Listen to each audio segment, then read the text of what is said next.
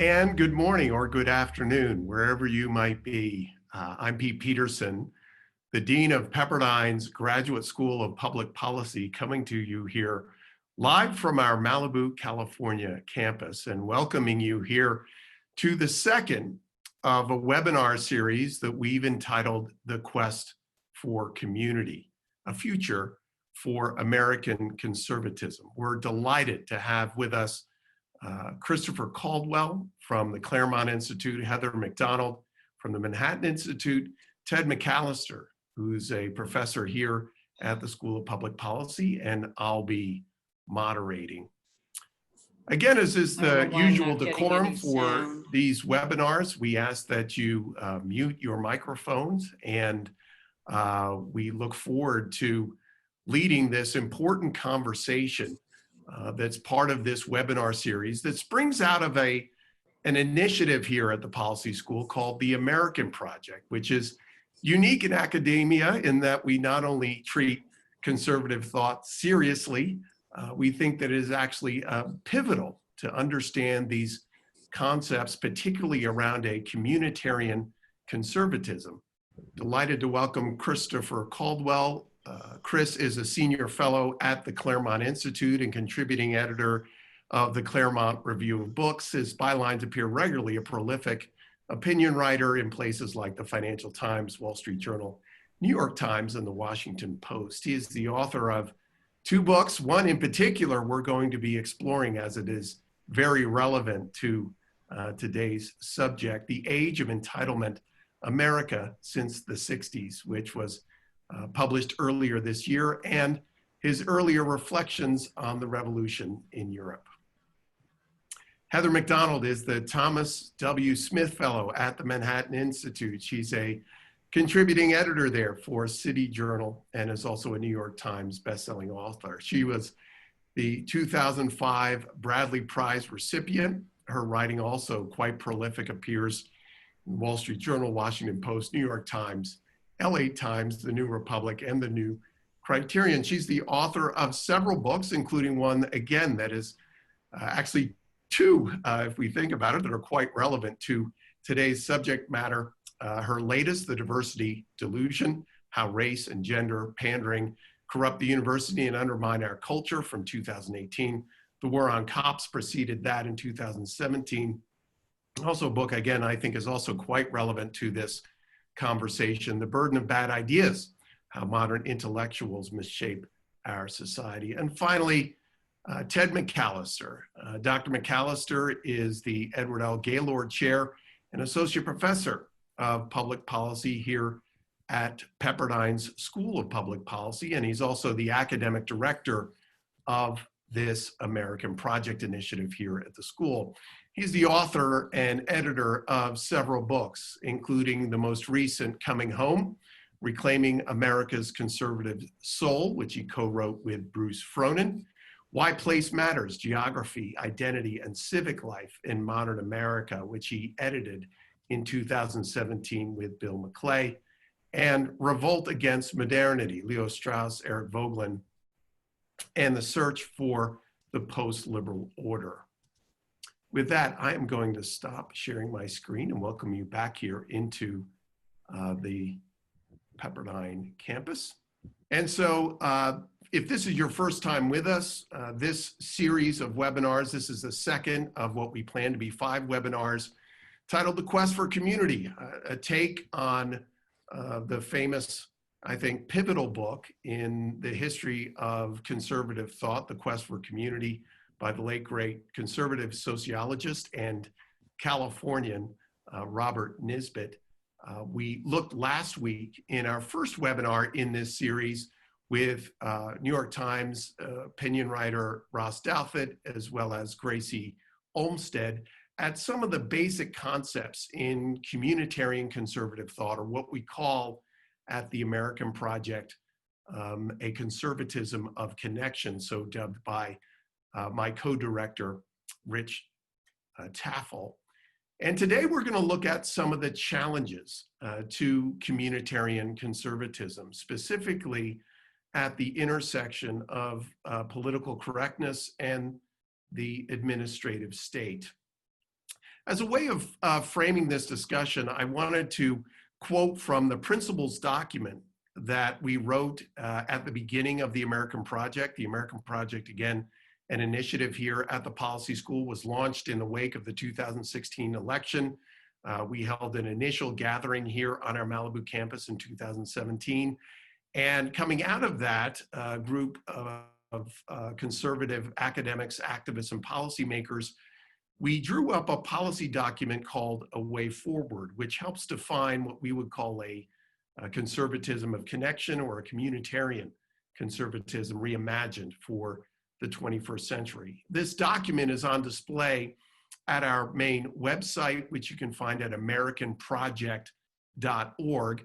And I want to quote, for the purposes in framing this conversation, a couple paragraphs from that principles document called A Way Forward. It's just a few paragraphs here, but I think they're pertinent to the issues that we're going to be exploring in this conversation.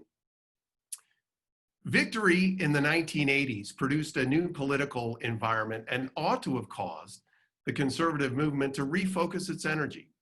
In the hands of the Republican Party, the simple equation of economic policies meant to produce economic growth became a simplistic mantra for winning elections. The forces of globalization altered dramatically the economic conditions in which national policy functioned. For decades, the Republican Party largely ignored these realities while seeing success through the narrow lens of technological process and fast-rising corporate profits. Those left behind, including millions with traditional moral and religious beliefs, had these beliefs ridiculed and even criminalized by powerful institutions beyond the reach of the American citizen. These Americans heard only empty promises from the one party that claimed to represent them.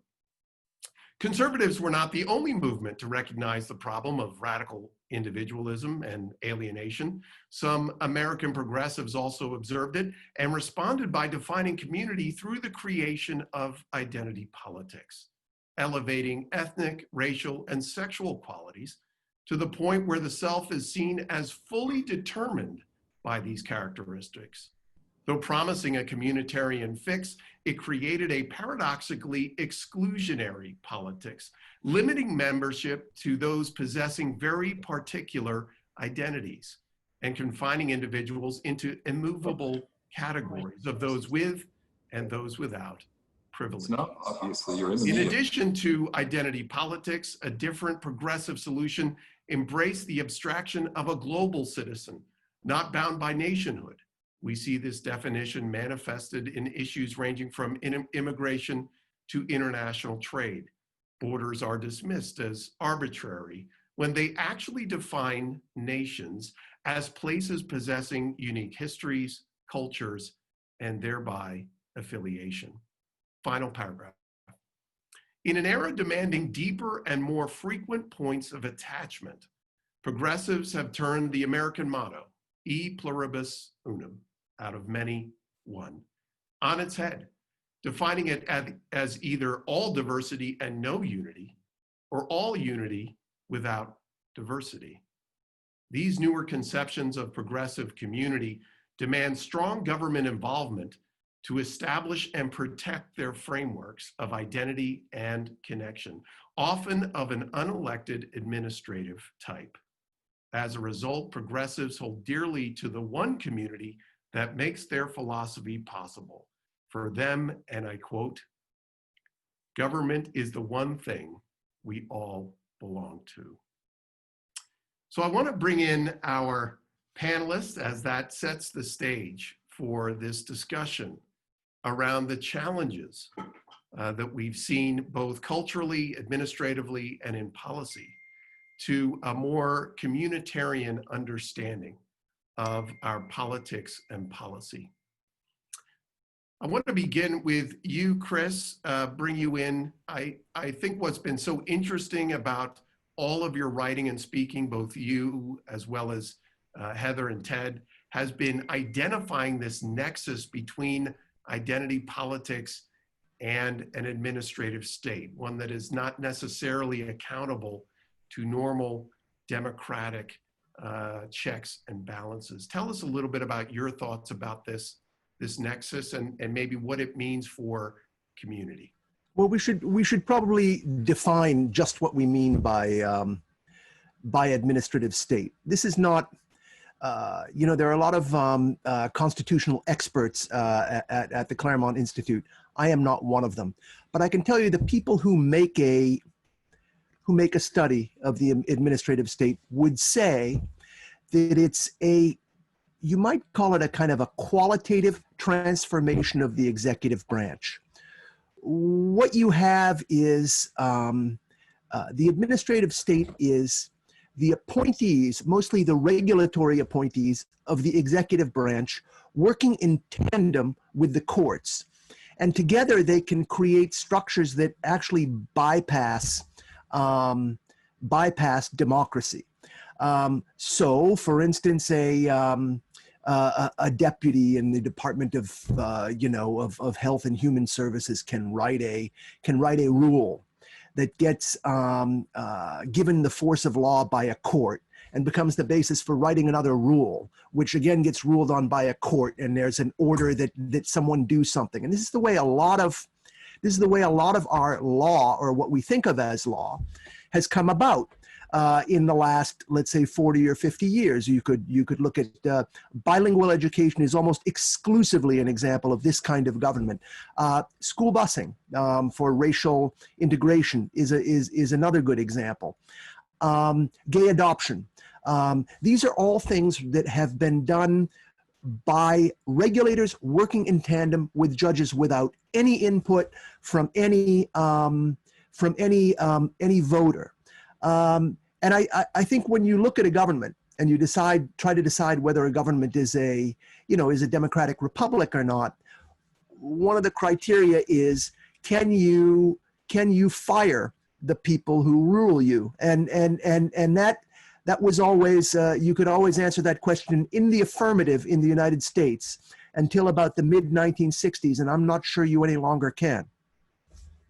Heather, your exploration has around issues of what I call the diversity industrial complex has also looked at many of these issues around this understanding of community, which is not geographic or civic. It's really around these categories and its attachment to an administrative state that enforces many of these policies and procedures. Tell us a little bit about how you see that history of connecting. I first want to just take note of this present moment. I don't think any grouping of conservatives or even Americans should not notice the civilizational abyss that we're teetering on right now. And I go back and forth between trying to decide whether the economic lockdowns are a greater threat to the American way of life and prosperity, or the race riots, the delegitimation of American history in the past, which is something that Nisbet warned against, and the destruction of meritocracy that is awaiting us with the fanatical belief that any disparity in representation in any institution is by definition the result of white supremacy and bias. If corporations act on even a tenth of the promises they've made, or the judiciary or the government or universities, to make race now the defining characteristic of hiring and promotion, advancement and excellence are over.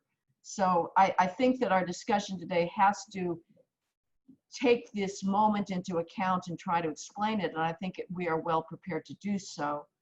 And both the COVID hysteria and the race riots implicate themes that you've been working on, Pete, at Pepperdine. One is the rule of the elites, with the tyranny of the health experts and with their complicity at the media to terrify Americans based on an absolutely incomplete portrayal of the science.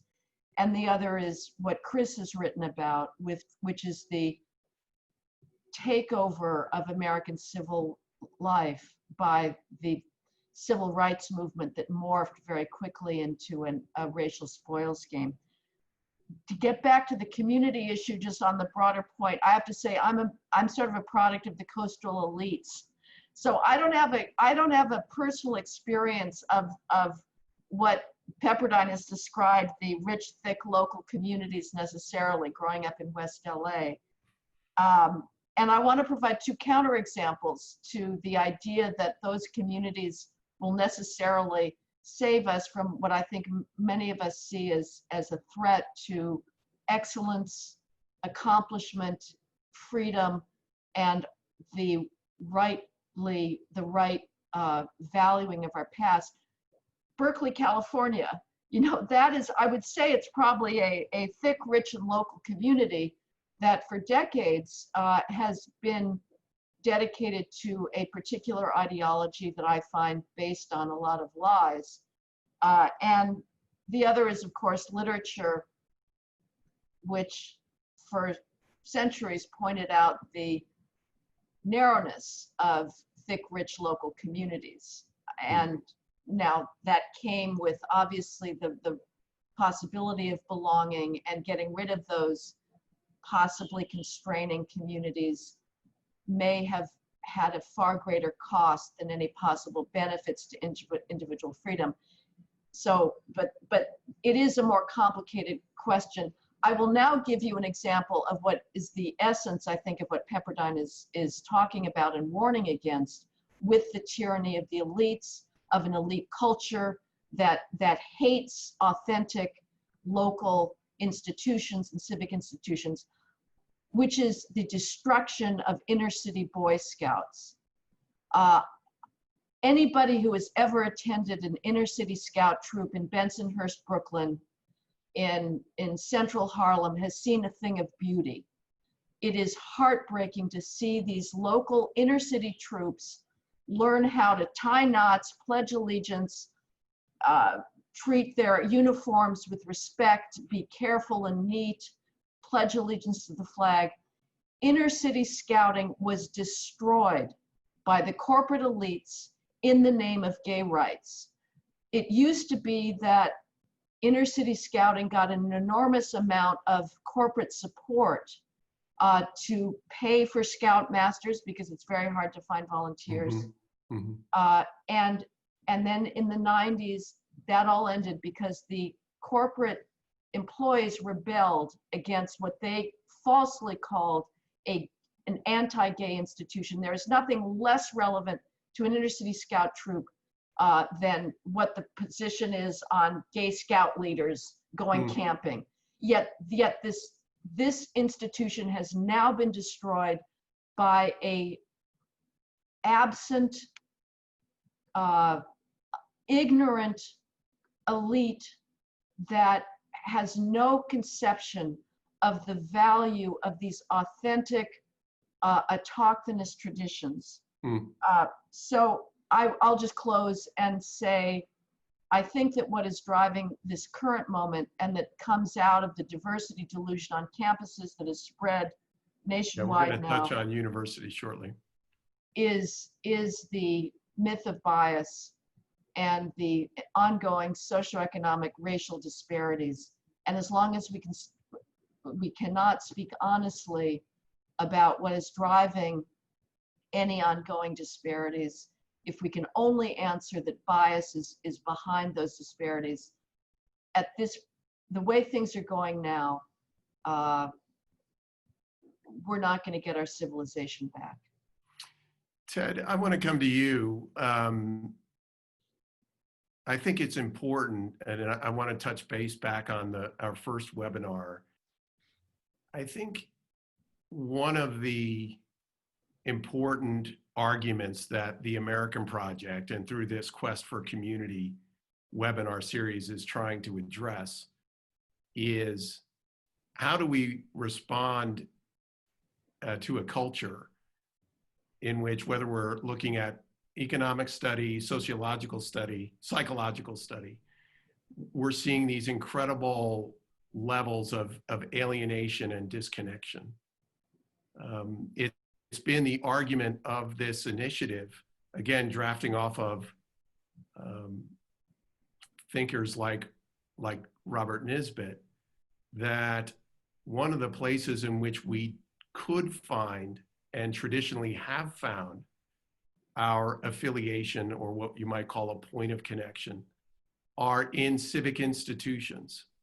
And to understand civic institutions, not simply as nonprofits, not simply as the bowling league, to borrow from Putnam, but also religious institutions, the family itself, seen as a civic institution, the workplace, which can be seen as a civic institution, but also our community, state, and nation can be seen as places of identity and affiliation. Ted, I want to bring you in because I think you've argued and written very persuasively on the importance of the geographic understanding of identity as it relates to a forum or an environment where the important quality of self-governance, that quality, that virtue in citizenship is demonstrated and understood. Yeah, it's always bracing to hear Heather speak because she points out that we are in a civilizational crisis, and I think this needs to be said more often than once in a webinar like this. And she also notes what I think is true, that real thick communities often have deep pathologies. And I would also suggest that you don't get the benefits of those thick communities without tolerating some pathologies. And so one of the questions that we always have to face when we talk about the significance of community is how much are we going to allow for people to live in places where they believe and do things that we wouldn't, and of which we don't approve, and how far does our tolerance for that go? And I think it ought to go rather far, because we have, insofar as we allow communities to be more or less self-governing, we have options to live in a variety of places, so we don't have to stay in that community, and each community can choose how to govern itself according to its own lights, and that itself is a very important attributes to the larger question of how do we get a self-governing people. One of the problems I think we're facing is in a time when it appears as if something has changed overnight, and we're asking, how do we get here? And we haven't really come to full grips with how much has changed and how dramatic it has changed. Chris's book gives us a great deal of information about certain kinds of changes that have happened that are rather dramatic, but that were under the radar for a long time, or that we misunderstood for a long time. But we have seen such changes in our culture, not only in our politics, but in our culture, that we've lost contact with what we used to be, and therefore models that we might appropriate. For instance, I kept thinking when I was preparing for this webinar about Daniel Borshin's classic argument about America, that the most defining characteristic of America in some ways is that community is prior to government, that communities create governments, and that we have always been a people for at least from our colonial foundings on through at least until well into the 20th century, we have been a nation of unruly people, by which I mean people who are unwilling to be ruled by another without their consent. And so as a result, we tend to form communities that then make, through contract, covenants, or constitutions, we have tended to make agreements about what kind of government we want for our community, for the self-interest of the parties in the community, as well as for the community as a whole. And so we've always been creating governments, not governments creating communities, which is the way it seems to me we are thinking about it today. And in some ways, it's operational that way. We think about the government as prior to the community rather than as a creation of the community. Very good, very good. Keep going, Ted. I'm Okay. just, I didn't know if you saying wanted amen. me, That's all. wanted me to stop there. No, I think that's a powerful point. What comes first? The community or the government. And we've seen the reverse, but keep going. Well, one of the questions that's tied to the question of community is what happens to community in the administrative state. And if you know the history of American communities, you know that for a long time, administrative tasks were political tasks. The most famous example, the stereotypical example, is the dog catcher. If you need to have a dog catcher in your community, you have a vote for it rather than to hire a company to take care of that or to have bureaucrats take care of it. And insofar as communities dealt with the administrative tasks appropriate to their government in a way that that engaged people more and more into the governance of that community, so they had to run for elections, and most everyone got involved somehow in the political process. This performed a number of very important tasks, one of which is to invest people in both the government and the community, but it also developed affections, attachments within that community to one another. Instead of the private isolation that you have whenever bureaucracies begin to take care of those administrative tasks, and over time you incentivize people to be disconnected from their neighbors, not trying to solve problems together, not holding government office in their community. And so this is, I think, a rather important change. Once you decide that the goal is to professionalize the administrative tasks, which happened about 100 years ago, more or less. And then you have for governments, both local and then increasingly national, take on more tasks that have to be administered through bureaucrats who have to have expertise to solve these problems. A number of things happen to attachment. One of which is that the kind of knowledge necessary for self-governing people is no longer available to them. If we in our community need to decide whether we want to tax ourselves to build a school or to build a bridge or to do something together, we have both our self-interested knowledge and our communal knowledge to make reasonably wise choices. But the more we have to make decisions or support those people who are telling us what decisions we should make on policies for which we can have no sufficient knowledge, the more we become more like clients than we do citizens, or even customers in some cases. So the importance of having local community be robust, and local community being the place where most policy making takes place, and where the community understands its government to be its government rather than the community being the product of the government. The more we develop the habits of self-governance, rather than simple democracy, which I take to be hostile to self-government, the more that happens, and the more the administrative tasks are taken over by professionals and are placed at a great distance from those who are engaged in the political process, the less we are capable of deliberating or making choices. That seems to be the crucial part to self-governing people. Do you have the knowledge to make decisions together to rule yourselves? Yeah. And today, I think we cannot say that we do. Go ahead, Heather. I would like to ask Professor McAllister's reaction, because he's described our current moment with regards to COVID and the rule of the arts. He said, Borson says we're an unruly people. We are no longer.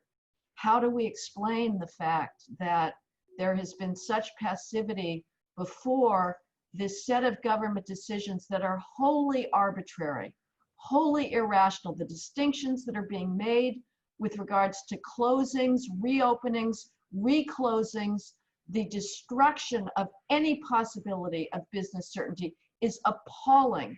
And yet, I don't know whether it's for me, I think it's the migration of the safetyism culture out of academia into the world at large, that we are willing to cower before the very possibility of risk, and an ignorance about the fact that we take risks all the time, that if we were so risk averse, we never would drive. We would lower the highway speeds to 25 miles an hour, which I actually would be in favor of, since I'm not a happy driver. but we're willing to put up with 40,000 highway deaths a year. So what has led to this moment of complete passivity, with a few exceptions in the red states, to this rule by the experts that is threatening to, again, if we don't open up our economy soon, American prosperity and your children's futures are over.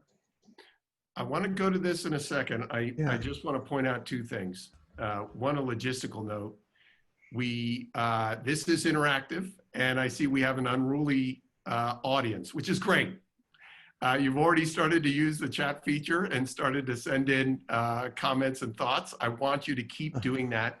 I am going to get to your very good questions in the last 15 minutes or so. We are slated to go to 15 past the hour, and so we have a good 45 minutes here to continue. But just wanted to let you know, if you have questions, enter them into the chat feature, and I'll be getting them towards the end of our time together. The second thing, I don't want to miss this point though, Ted, springing off, and I want to get to what you said, Heather, because I think we are living, we are seeing demonstrated right before our eyes this set of issues around the role of experts in the administrative state. But there's also something else about community that I still want to make sure we don't lose here, which is its power in providing identity and affiliation. You raised the point about Berkeley. I've come from living in Santa Monica for last 13 years. I'm probably one of 3 conservatives within a 3-mile radius who lives in Santa Monica.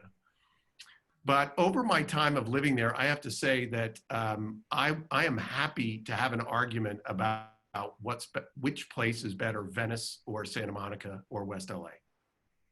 And there's something in that ability to argue for what you love about the place where you live that is inherently connecting one with another. So even though I lived in an apartment complex, our family lived in an apartment complex where nobody voted the way I did in any recent presidential or political election, there was something to the fact that we all loved where we lived.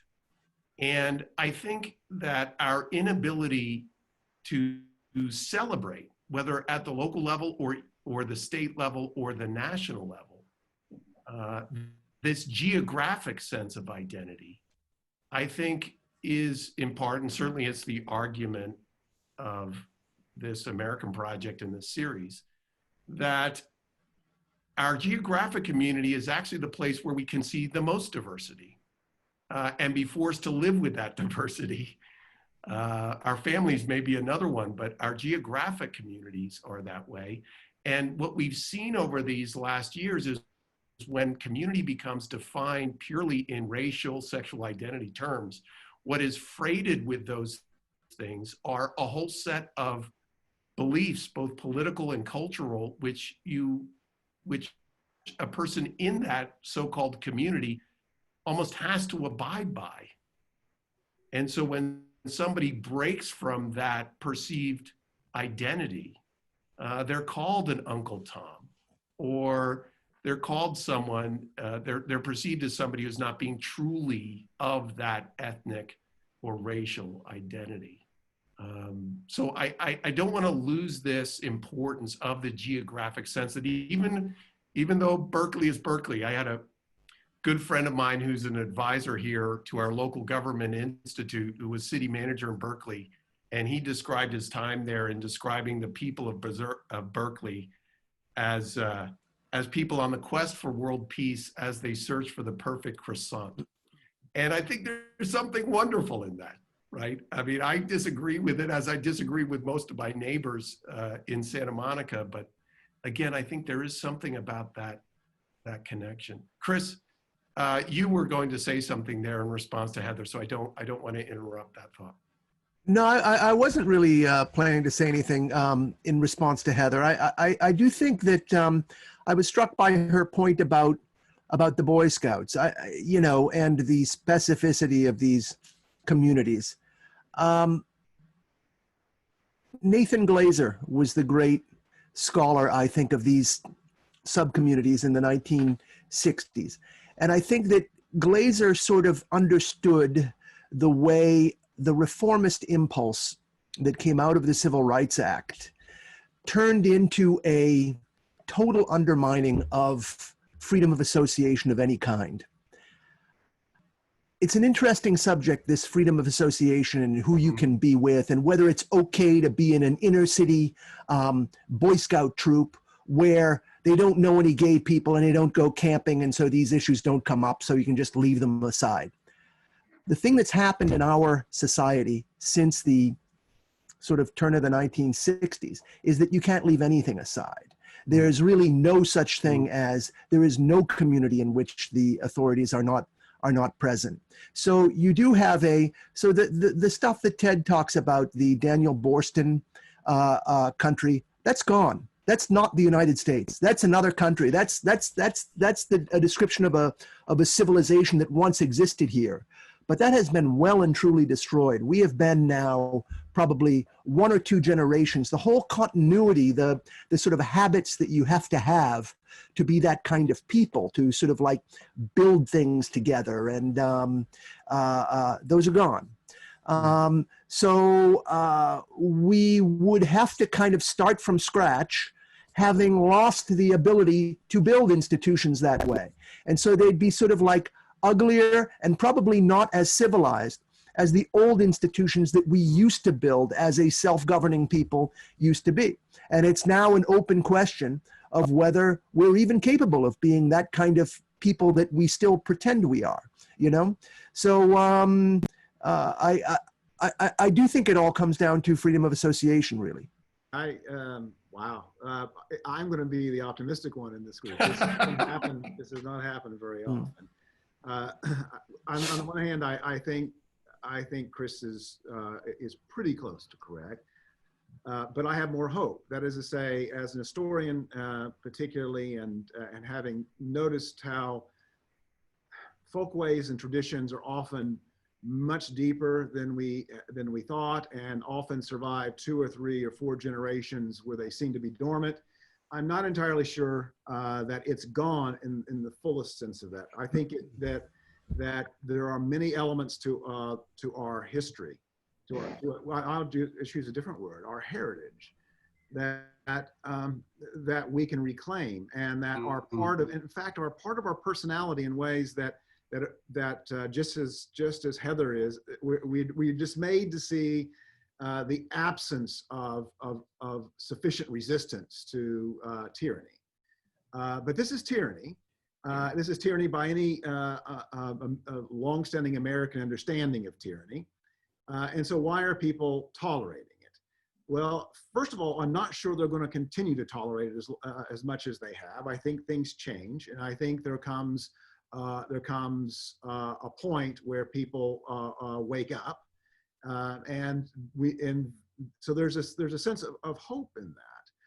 But I also want to suggest 2 things that we can put as opposites that need to be understood as together. One is the freedom of association, which I think is governmentally been destroyed, and we must go after changes from the courts to legislative changes that allow people to be free to make it to associate, even if they do so in ways that we wouldn't like or admire. At the same time, and what is in some ways appears to be at odds, but it's better to understand as a tension, we have to empower communities where people, where there's the political process for making decisions, more and more decisions made at the local level, so that people have to come deal with their neighbors who are different from them. Now, we can call this diversity, but that word has been hijacked in so many ways. But it means that if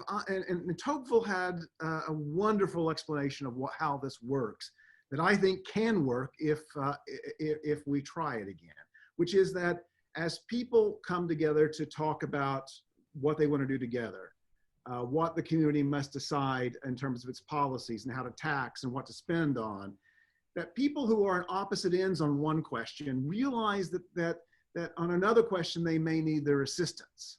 And so as a result, they began to deal out of their difference with people that in ways that doesn't sever, doesn't force them into groups that can't compromise anymore, but realize that they can sometimes have shifting alliances depending on the question.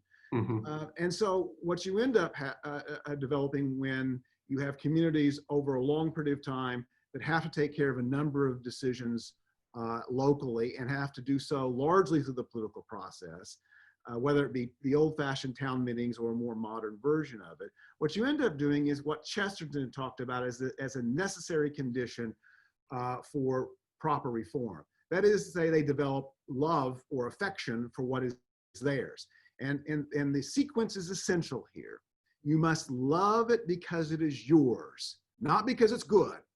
If you have to love it because it's good, then you end up with going places that you think already fit your lifestyle or something else.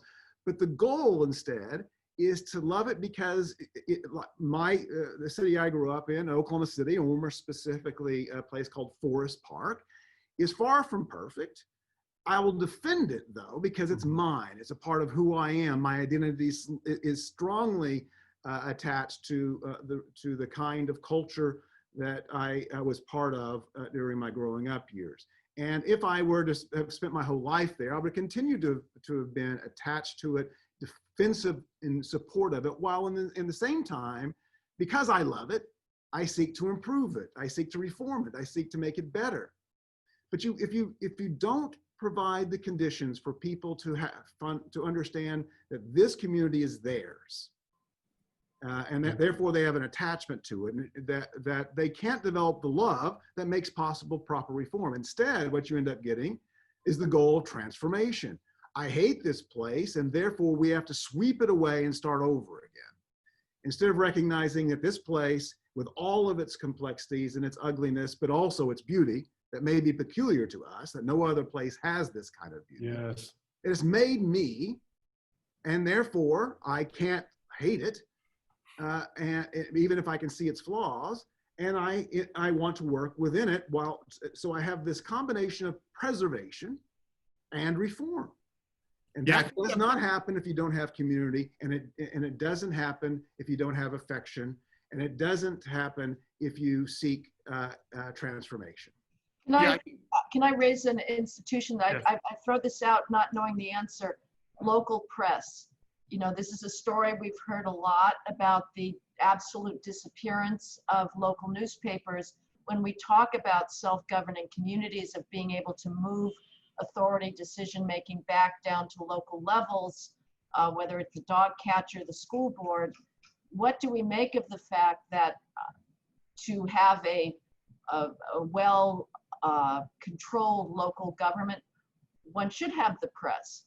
Newspapers locally are disappearing now. Why is that? Is it because of corporate capitalism that is so obsessed with the profit motive, as some critics on the right would say these days? Is it because people are not interested in their communities? But that's a conundrum, and how we revive what I would say is an extremely vital institution for precisely that local self-governance is a question. And if we can understand why we've lost it, that may help towards the answer. So I would say another question that I have listening to this fascinating conversation, and one that I'm, as somebody who's not a political theorist or political scientist or social scientist, I don't know how to answer, but are the changes that we're describing structural or ideological? And maybe they're completely, one can never separate such a thing, that the structural changes that Chris describes, as well as he describes the ideological changes of the transfer of authority from local self-governing democratic institutions towards the administrative state, is that somehow either chronologically or logically prior to the ideology of hatred, the ideology of race victimology, of sex victimology, or did that ideology of hatred somehow result through the administrative state with the immediate transformation that Chris describes in his book of the civil rights legislation from an ethic of equality and colorblindness towards one of a racial spoil system. So again, we're dealing here both with structural issues that are being well described, but I would emphasize as well the possible ideological drivers here.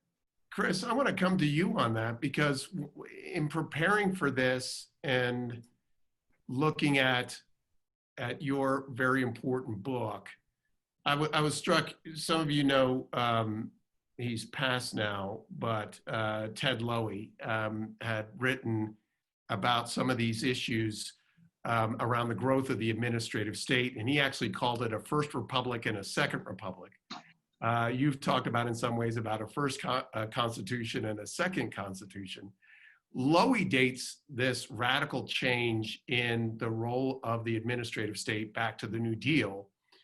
You date the transition in the growth of this identity politics administrative state back to the 1960s.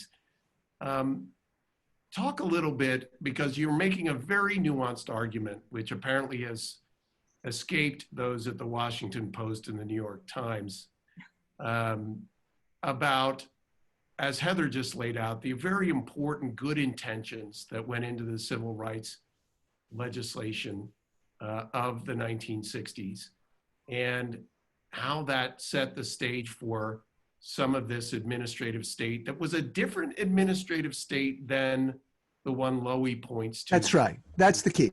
Okay. And the key is, when Lowy was speaking about the administrative state, a lot of people described it at the same time as the imperial presidency. In fact, was it Lowy who invented that expression? Anyway, Yes, about Kennedy. Right. And the idea of an imperial presidency creates the idea that the problem with this administrative state is its growth. It's doing too much quantitatively. It's outgrowing its maximum efficiency. It's becoming kind of Leviathan.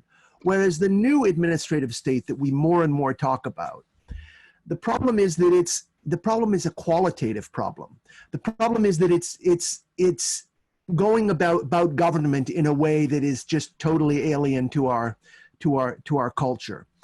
I think this question of size, I think, is something that Republicans in the latter half of the 20th century got very badly wrong. I think that there were issues of size going on in the 60s and 70s. I think that there was a certain reining in of the government that was necessary under Reagan, but the problem of government was not its size. FDR's United States was a very democratic place. It was a much more small d democratic place than the country is now. There was a lot more participation. There was a lot more real democracy. There was a lot more self-reliance. There was a lot more defense of American culture. There was a lot more patriotism. There was a lot more everything, okay? So I think that conservatives who locate the great downfall of the United States in progressivism or in New Dealism need to actually come a little closer to where we are. And I do think that the Civil Rights era in general, and the Civil Rights Act in particular, posed certain challenges to good government that we did not manage to meet. And I think that a lot of the problem, there's a lot to discuss here, but just let me state one problem that I think was there at the outset. In terms of the culture, you talk about, we're talking about two things here. We're talking about culture and we're talking about the law, okay? In terms of the culture, Americans rallied behind civil rights because they didn't like the idea of like teenage girls being fired at with fire hoses in Alabama and Mississippi. They thought that system was really unfair. But I think 80 or 90% of Americans, and I mean literally that many Americans, did not think that blacks were being mistreated in their area of the country. They thought the Civil Rights Act was about race, and they thought it was about race, and they thought it was very narrowly circumscribed geographically. But actually, the law was not. The law was an American law. It was a law that could be applied all over the United States, and it covered not just race, but national origin and gender. And in the hands of regulators and judges, it was expanded to many, many other things. And so what happened is it became a kind of emergency law. Remember, the problems that civil rights law was meant to overturn were the problems of a democracy. Mississippi and Alabama were democracies, but we had the idea that they were phony democracies, and we needed the tools to overthrow them. We needed the tools to say, no, that acquittal in your courtroom was not legitimate, and we're going to retry the person, okay? We would say, no, that election you had was not legitimate, even though you passed the election laws by democratic means. This power to overturn law was very useful, particularly once it spread beyond civil rights. Once you started to being able to use it to mandate bilingual ballots or integrate men's clubs in New York City and that kind of thing. And so this is the problem I think that we're really dealing with. Ted, you have talked about the 80s, especially, in fact, I'll just, spoiler alert, you wrote much of that section that I quoted from, and looking at the 80s as a period where a philosophical movement consistent with many of the things that we're talking about became a political movement, a very successful one, that then became detached from the philosophical underpinnings that originally generated. I wonder if you could talk a little bit about the political history there. I know Chris gets into, as well as Heather, talks about the importance of the 80s in this period, the 60s being a kind of a launch pad, but the 80s also being a period that needs further examination and exploration. Yeah, let me just go back really quickly to, I think, Heather's very interesting question about structure and ideology, because I think we need to eventually, people need to come to grips with this more than we have. It's not as if before the 60s we didn't have leftists in government and we didn't have those that we would describe as somewhat radical. We had many Marxists, actually, or communists anyway, in the government secretly. There was a good, robust radical tradition and intellectual tradition in America in the 30s and following, but they didn't have the structural means by which to impose. They didn't have power.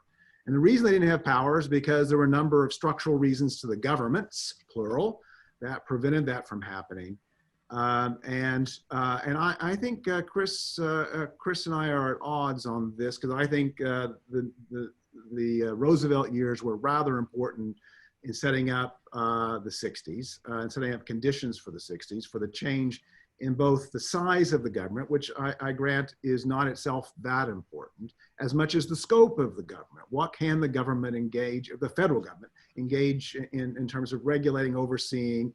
What can Congress do, and what can it give power to the executive to do? All of those changed in fundamental ways in the 30s and 40s to go along with a cultural change of the World War II generation, who was the first generation in American history and the oddest generation in American history in some ways, because they trusted government to accomplish things, large federal governments to accomplish things in ways that no previous generation would have. So there's a cultural change as well as a structural change, and once the structural change became more thoroughgoing in the 60s and following, then you have power. Vested in the hands of people who otherwise would have had very limited power. Now they have power, but the question is, do they have authority? And if authority is the word we use to mean what a people, a power expressed in a way that the people believe is given to them by us. And at local communities, we can say that pretty easily often. We used to be able to anyway. But now it seems to me that we increasingly think in terms of power rather than authority, rather than sanctioned power. And that's because the structural limitations, the separations of power, the role of federalism, the limits we want to put on what government will do because the government, it works for us. All of those have changed in fundamental ways, in ways that Chris outlines wonderfully in his book. So all those suggest to me that the ideological changes that happened only were possible once structural changes had been made that allowed for ideology to be, or ideologues to see ways that they could use power to change us, to fit their model. And that was really difficult in 1920 or 1940, but by the time you get to the 1980s and 90s, it wasn't so difficult. As for what the Republican Party, once again, Chris has done his discussion of Reagan's administration is quite good as a consolidating of this. But one way of framing it that's a little different, that might cause people to rethink, is that we have to understand that what went under the term conservatism in the time, by which I mean political conservatism, which I don't accept as being properly conservative, but what went under that term in the 70s and 80s and 90s, and what went under liberalism, or what we're now calling progressivism, had in some ways the same root goal, which is liberation or emancipation. On the left, they wanted to emancipate individuals from various kinds of inequalities. And so they would have to go after all kinds of institutions that they thought were limiting your freedom to do what you wanted to. So family becomes a target because families will tell you what to believe on religion or on other kinds of things. All kinds of institutions have to be changed in order to liberate you to be free. So also we're conservatives. We're going to emancipate you, the individual from government. And what the government's going to do, as Chris outlined so wonderfully, the government's going to do all kinds of things that's going to cost a lot of money that you're not going to have to spend much of your money on, that are doing things for other people, but it otherwise is off your back to pursue your private life in the way you wish. And so this is a very intoxicating political agenda.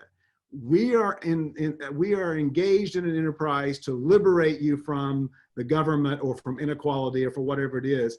But both of those, both forms of liberation or emancipation, as I like to call it, come at the cost of the civilizational conditions, the kinds of associations, attachments, the kinds of norms that have to be fed in various institutions, that have to be supported.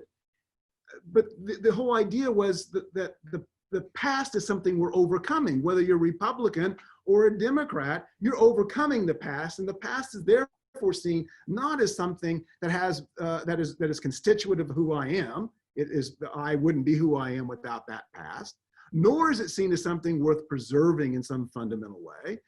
Or we only identify a very small segment of something we want to preserve.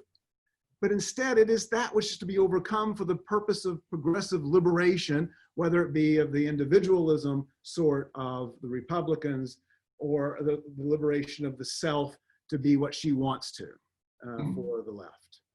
Can I just want to add to this, 1960s counterculture, flower power, the youth generation, this is all part of this. One aspect we haven't talked about is arguably all of this is a function of the unbelievable success of capitalism to create prosperity, so that for the first time in human history, you had adolescents with buying power, and you had corporations sensing a new market, that we had produced so much wealth that parents could afford to shower on their unformed, idiotic, ignorant children the power to have a credit card or go out and buy. And so you had a revolution in consumerism and in the focus of a culture on people who know nothing, who have no understanding about the past, who think the past should be canceled, who believe they'll live forever, and have no understanding of the economy, of what it takes to master a supply chain, self-discipline. But all of this was underwritten by the fact that we had so much money, and that also the fact of prosperity allowed for the dismantling of those local communities. And getting back to the Roosevelt question, it used to be that there was this very strong and sometimes crippling, and again, literature tells us about how cruel this could be in the individual case, but a taboo against single parenthood, because when communities had to pay for bastard children without parental father support, that could bankrupt them. So you had single mothers being banished, turned into pariahs. Roosevelt, you get the start of our 60s welfare system. Now his TANF, or not TANF, it was AFDC back then, still gave lip service to the deserving versus the undeserving poor distinction. And you opened the floodgates up much more in the 60s, but with prosperity that could now afford, the government can send a check and substitute for fathers, and we don't even feel it. Local communities no longer have to worry about that. There is a difficulty that perhaps some part of the solidarity of local communities came from a scarcity that is really not too looming, although it will be. Again, I hate to keep coming back to this. If we do not unleash our economy again, we are going to experience scarcity that we thought we'd banished for generations. But that local communities, again, may have a hard time coexisting with this cornucopia of goodies and prosperity that capitalism has unleashed. Well, I want to be mindful of the time. We are into our last 15 minutes here, and I want to get to some very good audience questions. The first one is going to be for you, Christopher. It's a question about the administrative state, and there are really two parts to this from Terry. One is how it got so centralized in DC. And to what degree has the administrative state as a way or a non-democratic process for policymaking essentially been force multiplied by state governments and local governments as well? Was there something introduced in the creation of the administrative state that doesn't wholly need to be seen as the swamp, but has actually been now multiplied across the country? To take those each in turn, I think that the centralization of power in Washington is one of those areas where the size of the government is the crucial thing. And I believe that, progressivism and the New Deal did a great deal to centralize things in Washington. I don't think that changed the quality of our government. I don't think it changed its nature as a democracy. I think that all came later, but it prepared for it. And the centralization, I would say, happened in the early part of the 20th century. Whether or not the administrative state, the centralized Washington-based federal government changes the state's type of government, it certainly does. And in fact, something similar happens in the way states treat cities and towns. I mean, basically, a lot now happens in the form of block grants. A state pays its money into the federal treasury, and it'll get money back to spend as a state. That's an innovation of the 20th century. And what it means is that the states come to have an interest in federal projects more than their own projects. And they lose a lot of autonomy because, there are certain things that the federal government favors, like let's say school building at a given time or highway building at another time that states are eligible for matching funds on, and so they will legislate along with the wishes of the federal government. And so, yes, this is a force multiplier, and it does turn the states into different types of political units than they were envisioned as. They're less a source of sort of local initiative. And there's one thing that I think we've all been talking about here a lot without saying the word, and that is the word habit. A lot of good government is about habits. It's about things that are ingrained in people, and they do them that way because they've always done those things. Once you break the habit of governing yourselves, it is gone. And here's where I disagree with Ted. Ted talks about things going underground for a generation or two or three. A habit isn't that way. Once you lose the habit of governing yourself, you lose the ability to govern yourself. It can come back in 3 generations, but that is not a transmission of a tradition. That is a revival. That is a sort of like a later generation looking back at antiquity and seeing if it can be recreated. Very good. Ted, I know that you've talked about the importance and accurate definition of the word revolution. Maybe what Chris is talking about is the call for a revolution. If these habits have been lost, the real understanding of revolution is a returning to. But tell us a little bit about your thinking there on that. Well, yeah, I mean, revolution is to originally meant from the Glorious Revolution.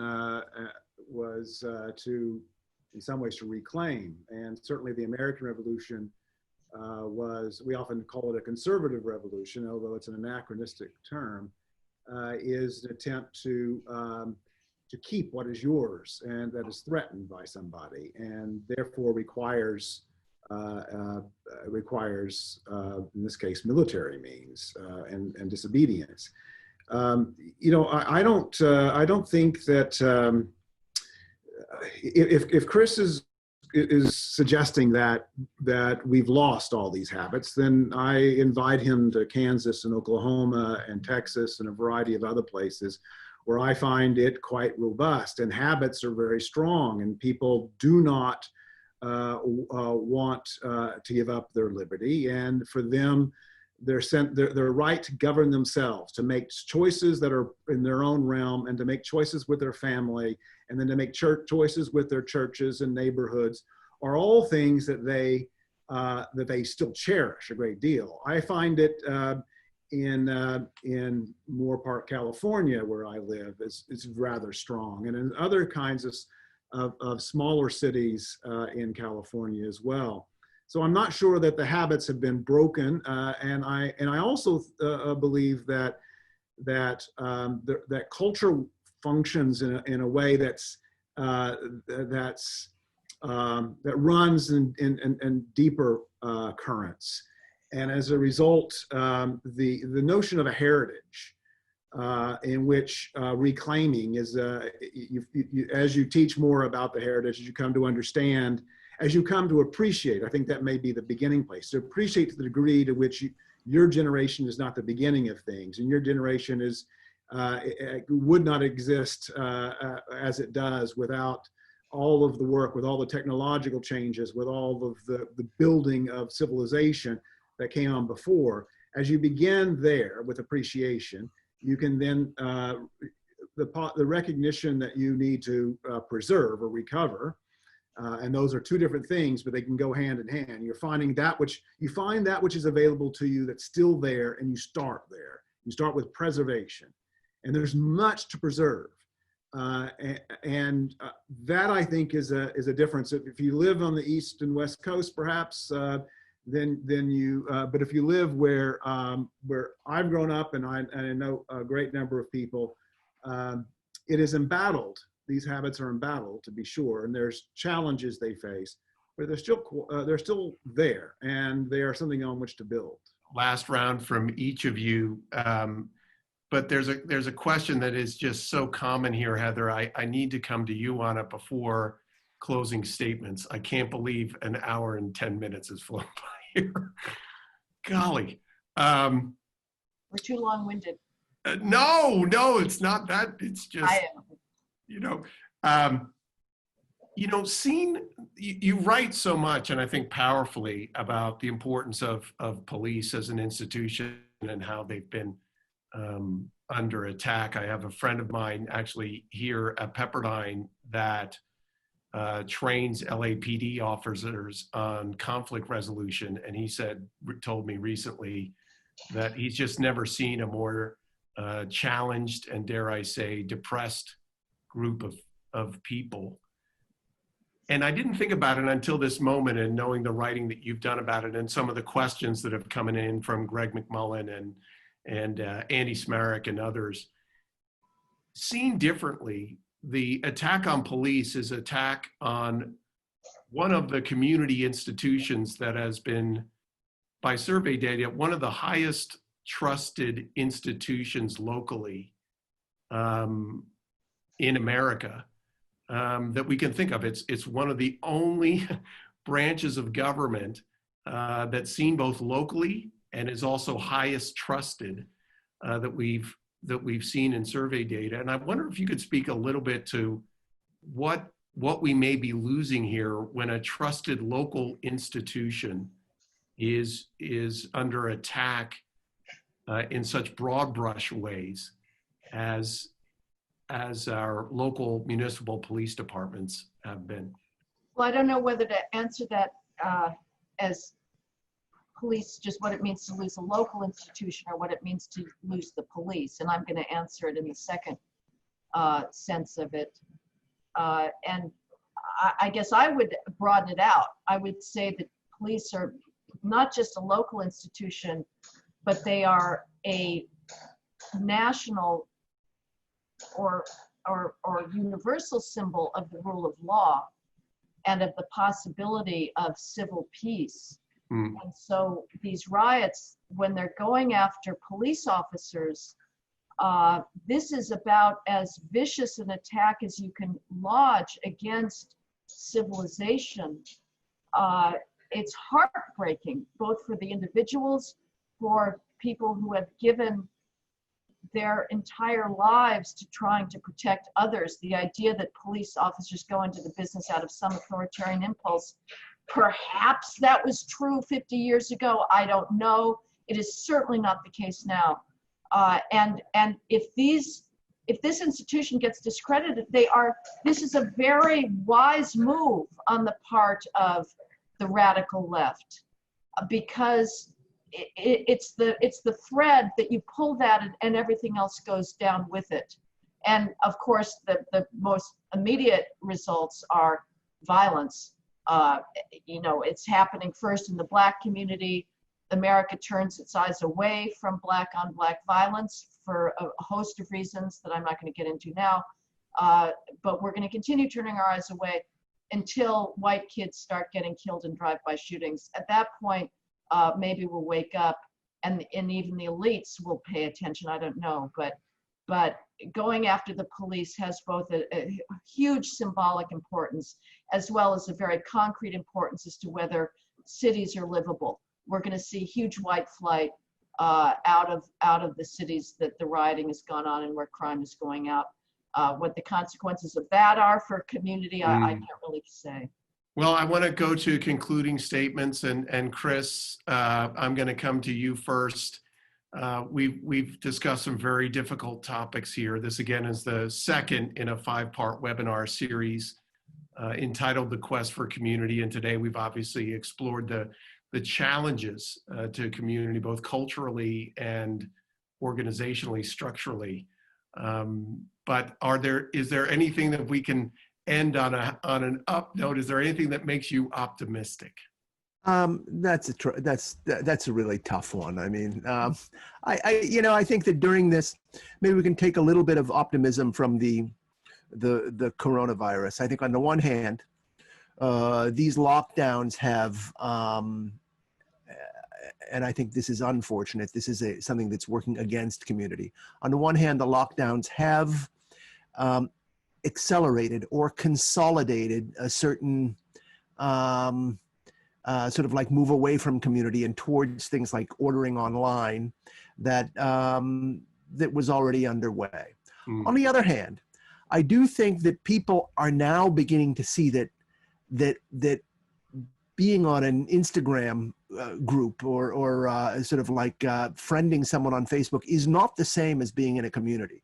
And people love to throw around the word community, and the word community is now getting used for at least 3 or 4 different things, which really have nothing to do with what the word originally meant. So I think that one thing that will happen is we'll get through its lack a better idea of what the word community means. Excellent, very good. Ted, your thoughts in conclusion. Actually, I want to piggyback off of the question you had about police as a way of suggesting a way forward that I do think is possible, and for which I do have some. I'm not. Optimism is not a Christian virtue, but hope is. So I have some hope, first of all, there's so much we don't know.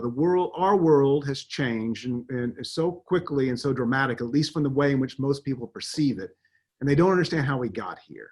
And this webinar only begins to address that. We haven't talked about what has happened in intellectual circles and academic life and all kinds of things that have hit us over the head, and we didn't see it coming, or at least most people didn't see it coming.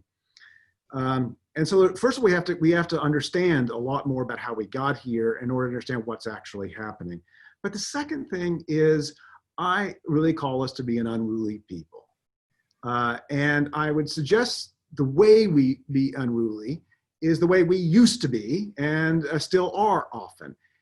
The police are our police, right? If they come from our community, they have the authority that comes from us.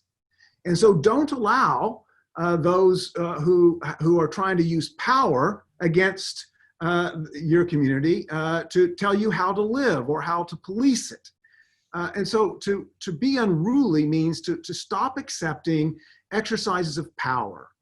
And instead insist that those who have power to do things only do so whenever they have specific sanctioned authority, that they have the consent of those they're governing in a meaningful way. And this requires people and as individuals and as groups to say no much more often to a bunch of elites. It means turning off CNN. It means turning off a bunch of voices that are simply not engaging with reality and are giving us a fake reality that they hope we will live in until such time.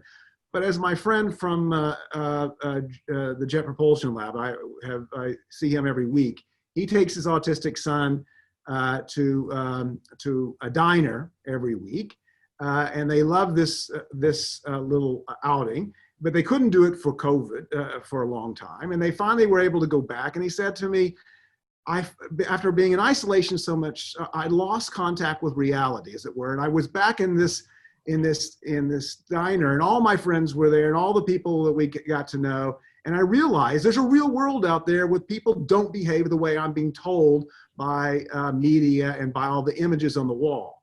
And so to the degree that we recognize that we are being sold an unreality and told to live in it, and the degree in which we say we won't accept it anymore and stop being ruled, is the degree in which we reclaim the habits of self-rule that are necessary to reclaim the civilization that some people think is already lost.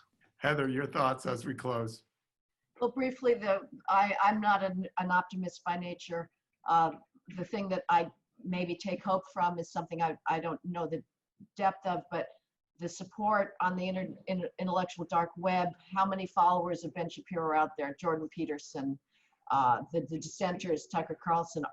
Are there a significant number of people out there who are not buying the BS that we're being fed, that could be organized by some political genius to fight back? So that's my one source of hope. I want to just end briefly by returning to something so important and profound that Professor McAllister talked about, which was the value of gratitude and appreciation for the past, and the fact that we need to be linked to our past and understand the beauty and sublimity that has been bequeathed us.